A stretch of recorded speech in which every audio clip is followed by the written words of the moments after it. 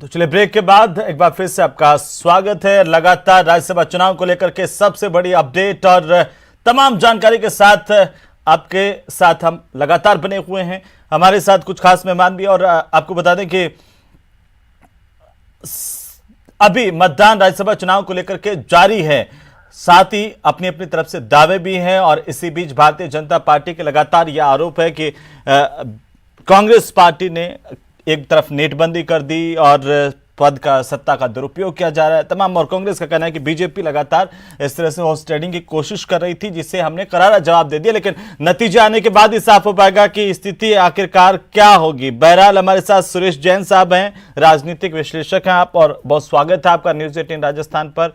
सुरेश जी, इन आरोप प्रत्यारोपों के बीच में, और अब जब काफी संख्या में विधायक वोट कर भी चुके हैं, हालांकि ये साफ तो तभी हो पाएगा कि कौन जीता कौन हारा जब आधिकारिक तौर पर ऐलान हो जाएगा, मतगणना होगी उसके बाद। लेकिन बहरहाल आपको क्या स्थितियां लगती है, किसके दावे अब फाइनल लड़ाई है और फाइनल दौर में चल रही है?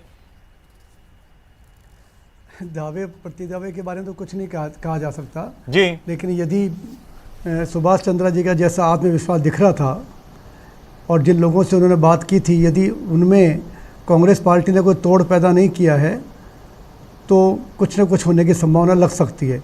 और यदि कांग्रेस ने, जैसा कि लगातार चैनल्स पे और अखबारों में आ रहा है कि उन्होंने पूरे 126 को अपने पक्ष में कर लिया है, उनकी सारी शिकायतें दूर कर दी हैं, तो फिर कांग्रेस के तीनों सदस्य जीत सकते हैं। और अभी जो ये चैनल पे आ रहा है कि 2 सदस्यों के मतपत्र खारिज हो सकते हैं, तो ऐसी स्थिति में जो मिनिमम वोटिंग की संख्या है वो 41 से घट के 40 पे रह जाएगी, 40 के रह जाएगी।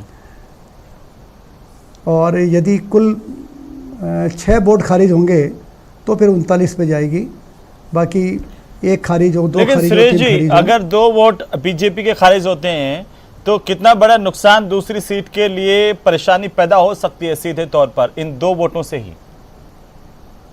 हाँ, बिल्कुल हो सकती है। 2 वोट कम होने का मतलब यह है कि दूसरी पार्टी को 2 वोट का फायदा हुआ और आपको 2 का नुकसान हुआ, तो कुल मिला के 4 वोट का फर्क पड़ जाता है। लेकिन यदि जो इनका गणना का फार्मूला है कि हर विधायक का 1 वोट की कीमत 100 होती है, तो 200 की होती है 20,000, और उसमें 5 का भाग देते हैं तो 40,000, उसमें 1 जोड़ते हैं तो 4,000 1 वोट चाहिए, यानी 41 वोट की ज़रूरत होती है। लेकिन यदि 2 वोट खारिज हो जाते हैं तो फिर 40 वोट की ही ज़रूरत होती है। तो इस फार्मूले पे देखें तो बीजेपी को 2 वोट खारिज होने पर 1 वोट का नुकसान होगा, और इधर कांग्रेस को भी जो 126 वोट उनके पास में हैं, तो उनको फिर 6 वोट उनके पास एक्स्ट्रा हो जाएंगे। अभी जो उनके पास 3 वोट एक्स्ट्रा हैं वो बाद में बदल करके और 6 वोट एक्स्ट्रा में बदल जाएंगे। तो सबसे बड़ा फ़ायदा कांग्रेस को ये होने वाला है कि यदि उसके भी कोई वोट खारिज होते हैं, या यदि उनके कुछ लोग बागी होकर के कहीं और मतदान करते हैं, तो 6 वोट बदल ले जाने पर भी उनको कोई नुकसान होने की संभावना नहीं है। जी सुरेश जी, इन चुनाव में कुछ चीजें बहुत पहली बार हुई है, और जिस तरीके से हमने देखा कि देखिए बहुत ज्यादा अविश्वास और इस तरीके से कई बार समीकरण बनते बिगड़ते, और रात के 12:30-1 बजे तक भी कांग्रेस के खेमे में कहने की समझाइश का दौर चल रहा था। भारतीय जनता पार्टी अपना अलग प्रशिक्षण, बाड़ाबंदी दोनों की तरफ से। क्या लगता है कि ये एक अलग परंपरा, एक अलग परिपाटी राजस्थान में बनती हुई इन चुनाव के माध्यम से दिखाई देती है? बिल्कुल लगता है। राज्यसभा चुनावों में हमेशा से ही इस बात की संभावना रहा करती थी कि कोई भी सदस्य किसी को भी वोट दे दे।